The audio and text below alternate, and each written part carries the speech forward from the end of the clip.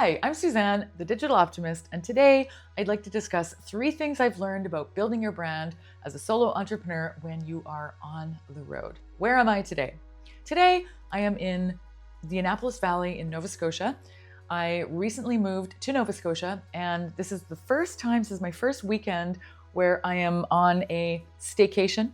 So I'm staying within the province. I did a home exchange with somebody. If you're interested in home exchange or have experienced home exchange for yourself, leave me a comment because it's kind of turning into my new favorite thing. You will see a lot of videos from me all over the place. I travel a lot. I love traveling. I'd like to share my adventures. There's a strategic component to it, which is my brand.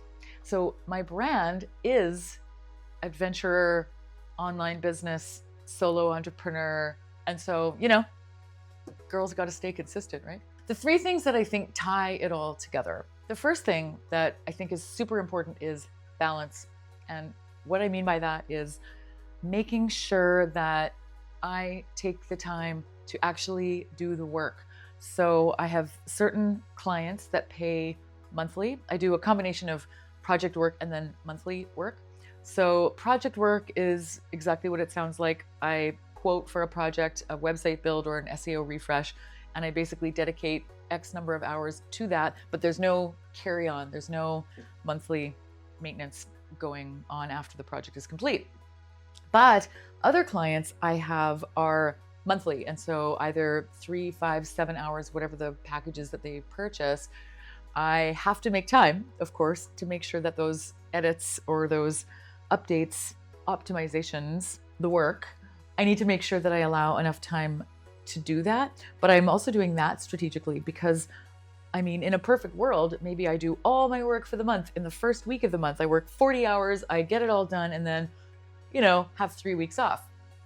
It doesn't quite work like that. The balance part is making sure that I schedule out the time.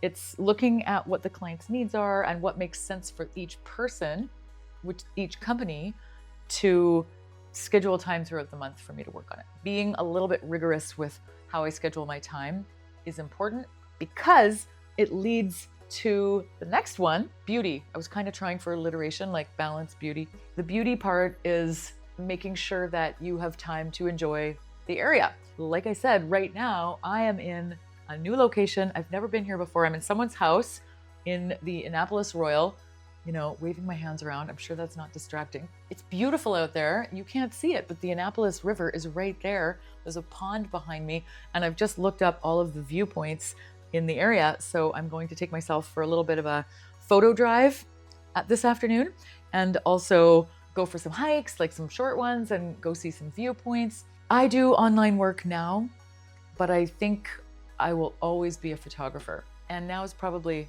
a good time to mention my drone that's sitting right here. I don't know if you noticed it. It's right here. I charged it. We're ready to go. Fly safely, people. It's a public service announcement. So beauty. Number 2 is beauty and making sure that you just allow time. So part of the balance, it's kind of like bleeding into number 2, like balance between work and pleasure, beauty, making sure that I take time to actually go see the place that I'm in, because let me tell you, I get very, very wrapped up in computer work, and it would be very easy for me to just keep doing that and not go see the place. There have been epic places that I've been. I'm a little embarrassed to admit this, but there are beautiful places that I've been in the world, and I didn't go see specific, popular places because I was too wrapped up working. And actually, last night there was some time-sensitive SEO issue. Yes, it can happen. And I missed sunset. I thought sunset was at a certain time, and I didn't leave in time. I did know sunset was coming, obviously, and I left to go see it with my camera and the drone and all the things. But what I didn't account for was that the location I was going was in a valley. I'm in the Annapolis Valley. Maybe that should have been obvious. I, for some reason, didn't calculate that when you're in a valley, the sunset's earlier than actual sunset time. So my math was actually okay. My planning was poor. I should have left early. Anyway, don't do what I did. Don't do as I do as I say. My third and final-ish lesson for you is connection. Again, I thought about the alliteration, so I thought about putting besties, balance, beauty, and besties. What am I talking about? I mean, connection to the people, my community, my friends, my support network. So I have regular chats with people. Because I moved away, I actually find that I'm almost more connected to people now than I was in the past. Now I send people video messages and voice messages. I'm more interested in maintaining a connection now that I'm physically further away. It's a little bit counterintuitive, but for me, the distance away from the people has made me want to be more engaged and connected to them. It's almost like there's some separation. Like on one side of the country, I'm focusing on my house and my business. And then in the event that I come back to Vancouver, where I spent 25 years, then I can dedicate that time to catching up with people and staying connected. Of course, the more time I spend in Nova Scotia, the more time I'll be building up a community there.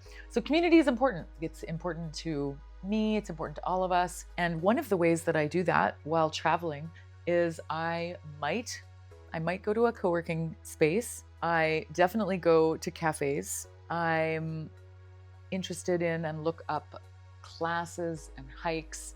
And when I say classes, I mean like a yoga class. Another thing I really love doing, and actually I've met amazing people almost every time I do this, is take a class somewhere. For example, in Cinque Terre, I took a pesto class. I mean, somebody recommended that I do it. I did it. It was great. I met these amazing people. I met they were a gay couple from Texas, and they were so funny. And we had such a good time. And now we're connected. Like, I don't know, we're not going to be besties, but it made for a really fun experience and a new connection. Yeah, whatever your interests are, you can look up if there's a thing happening, a workshop in the area that you happen to be in, so you can learn something, you can meet people, and grow your community at the same time. It's perfect. It's like win, win, win, you know? I'm gonna like drop a bonus lesson in there, which is consistency. And the reason I'm like, it's 3.5-ish lessons, because consistency is something I'm still working on. I have this habit of like creating a series. Like I'll set this lofty goal for myself. For example, my hiking in Europe series. I hiked in the Alps with my friend for 18 days. And I think I made it to day 7 of posting my videos on YouTube. So I really should finish those. Consistency. And I think that's part of brand building. Like, I don't necessarily need to be, nor will I be, in the same place every week with the same backdrop, with the same color scheme. I almost feel like my brand is, I'm always in a different place, because I find that interesting. Like, 20 years ago, I wanted to be the host of an adventure travel show. And so this is kind of like my version of doing that. Like now I'm older, I'm in my late 40s, I still travel a lot, and I've got this online business. I've essentially created the business and life that I want. And now I want to share about it. So this is part of the community building. So those are my lessons. Those are the things that I've learned so far. Let me know what you've learned. I don't mean from me, I mean in life. Just drop everything you've ever learned into the comments. You know what I mean? You know what I need? I need like a pause button. Like I need a remote, They probably exist. So those are my 3-ish lessons for building a personal brand while you're traveling. I will be sharing more tips, adventures, and behind the scenes footage of all of this stuff in the coming weeks. So hit subscribe, and with any luck, there will be another video coming out next week. Thanks for watching. Stay optimistic, and we'll see you in the next video.